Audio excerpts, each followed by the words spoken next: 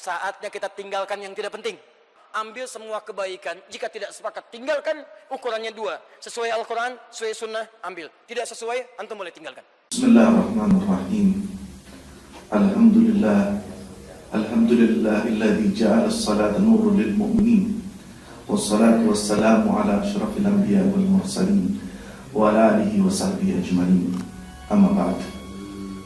Kaum muslimin dimanapun Anda berada, seringkali kita melakukan ibadah, seringkali kita menegakkan salat, namun terkadang kita tidak memperhatikan apa sebetulnya yang Allah jadikan di dalam salat tersebut.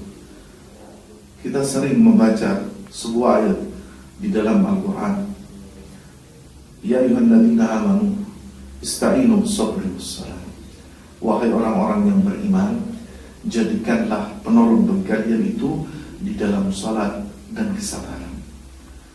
Allah Subhanahu wa ta'ala ini menjelaskan bahwasannya di antara penolong-penolong yang Allah jadikan bagi orang-orang yang beriman, yaitu di dalam ibadahnya, di dalam salatnya. Namun berapa banyak kita melihat orang-orang yang menegakkan salatnya, kemudian ia kebingungan ketika Allah timpakan musibah kepadanya. Ia kebingungan ketika ia mendapatkan cobaan dari Allah, padahal dia menegakkan salat, ia mendirikan salat. Maka apa yang harus kita lihat di dalam salat kita? Yang pertama, apakah betul salat kita itu betul-betul menjadi penolong bagi kita? Tentunya kita harus melihat bagaimana salat yang kita kerjakan. Allah mengatakan di dalam ayat yang lainnya, alladzina ala salatihim yuhafizun walladzina ala salatihim yuhafizun. Yaitu orang yang bisa menjadikan salat itu sebagai penolongnya kalau dia menjaga salatnya. Bagaimana mungkin seseorang bisa menjadikan salat sebagai penolongnya kalau dia tidak menjaga salatnya? Ia menjaga tumakninah salatnya, ia menjaga rukun-rukunnya, ia menjaga sunnah-sunnahnya, ia menjaga waktu melaksanakan salatnya. Lalu bagaimana mungkin kita ditolong oleh Allah melalui salat kita, sedangkan kita tidak melaksanakannya demikian? Kemudian Allah menyebutkan di dalam ayat yang lainnya, walladzina hum ala salatihim daimun, yaitu orang-orang yang senantiasa terus-menerus melaksanakan salat. Artinya apa? Dia tidak berhenti salat akibat sesuatu hal yang tidak menghalangi dia salat. Misalnya, dia bepergian jauh, kemudian karena dia bepergian jauh, safar, dia tidak mau salat, atau dia akhirkan salatnya melampaui batasan yang Allah berikan. Atau suatu saat misalnya dia di suatu tempat yang air tempat digunakan untuk wudunya dingin, dia tidak mau berwudu, dia tayamum. Atau perkara-perkara yang lainnya menyebabkan putusnya salatnya, dan perkara-perkara yang justru Allah Subhanahu wa ta'ala tidak menjadikan keringanan bagi kita di dalam salat tersebut. Maka bagaimana mungkin salat tersebut ia jadikan sebagai penolong ketika Allah Subhanahu wa ta'ala timpakan musibah kepadanya.